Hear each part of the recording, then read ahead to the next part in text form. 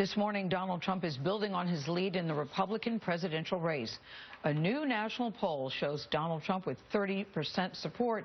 Ben Carson is second with 18%.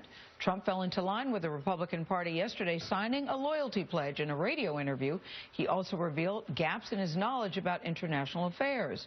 Juliana Goldman was at Trump Tower here in New York City, where the candidate pledged not to mount a third-party run. Juliana, good morning. Good morning. That's right. He signed his party's loyalty pledge and to poke at his rivals with his colorful trademark style.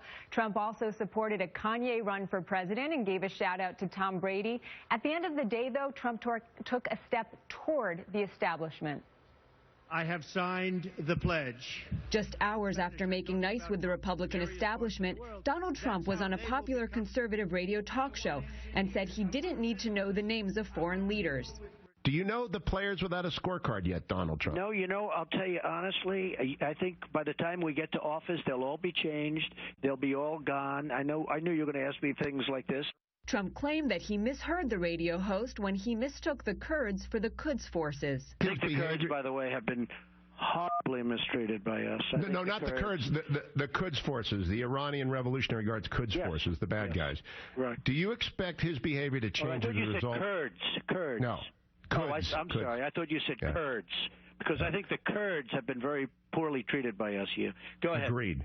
Jeb Bush immediately pounced while on the road in New Hampshire. This is not a flippant thing. This is a serious deal. Trump's rivals have struggled to pin down the billionaire on substantive policy issues as he surges to the front of the pack.